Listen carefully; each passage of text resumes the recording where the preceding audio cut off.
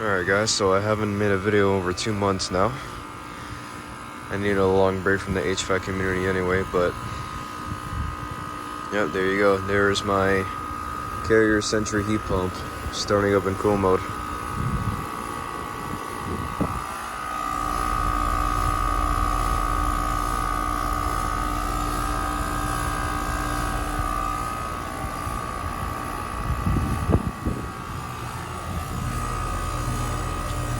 That section line is nice and nice cold.